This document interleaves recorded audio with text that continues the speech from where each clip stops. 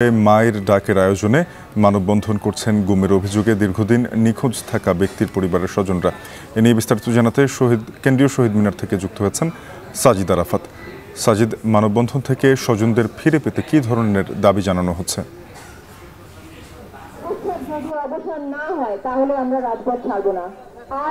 শাফিন, গেল 17 বছরে আওয়ামী দুঃশাসনের বিরুদ্ধে নিপীড়ন, নির্যাতন বা গুমের বিরুদ্ধে যে সংগঠনটি রাজপথে সোচ্চার ছিল সেটি হচ্ছে মায়ের ডাক। তারা আজও কিন্তু শহীদ মিনারের সকাল থেকে তাদের সেই আয়োজন, যেটি আন্তর্জাতিক গুম বিরোধী দিবসে, সেই আয়োজনে এখানে যুক্ত হয়েছে। এখানে আমরা দেখতে পাচ্ছি বিভিন্ন মানবাধিকার সংগঠনের কর্মীরা রয়েছেন, গুম হওয়া যে মানুষগুলো রয়েছে তাদের আত্মীয় স্বজনরা রয়েছেন। তারা যেটি দাবি করছেন যে সম্প্রতি যে কমিশন গঠন হয়েছে, তদন্ত কমিশন গুমের বিরুদ্ধে বা গুম বিরোধী যে কনভেনশন জাতিসংঘের, সেটিতে গতকাল স্বাক্ষর করেছে বাংলাদেশ।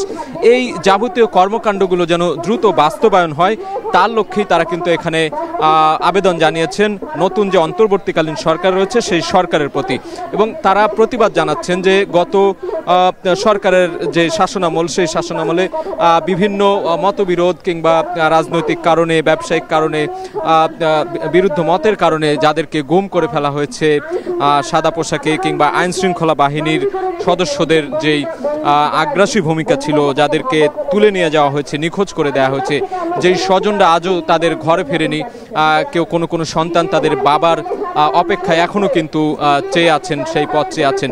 এই যে না পাওয়ার বেদনা, এই যে স্বজন হারানো বা স্বজন গুম হয়ে যাওয়ার, নিখোঁজ হয়ে যাওয়ার যে সংস্কৃতি, সেই সংস্কৃতির বিলুপ হোক, সেটি বিলুপ্ত হয়ে যাক বাংলাদেশ থেকে, এটি তারা চাইছেন। মানবাধিকার লঙ্ঘন আর না হোক, সেটি তারা চাইছেন। এইখানে আমরা দেখছি সকাল থেকে কিন্তু এই যে নিখোঁজ মানুষরা রয়েছেন তাদের যে স্বজনরা, সন্তান, মা, বাবা কিংবা অন্যান্য যারা রয়েছেন, তারা কিন্তু সেই দাবিগুলো এখানে জানাচ্ছেন। সেই সঙ্গে এখানে মানবাধিকার কর্মীরাও কিন্তু সোচ্চার।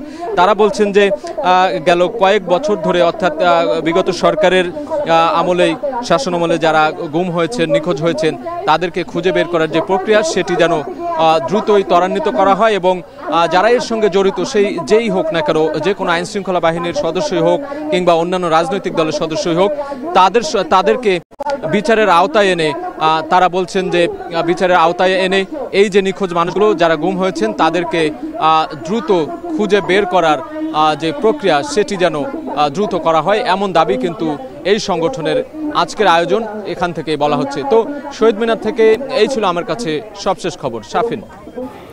সাজিদ আরাফাত যুক্ত হয়েছিলেন, জানাচ্ছিলেন কেন্দ্রীয় শহীদ মিনার থেকে মায়ের ডাক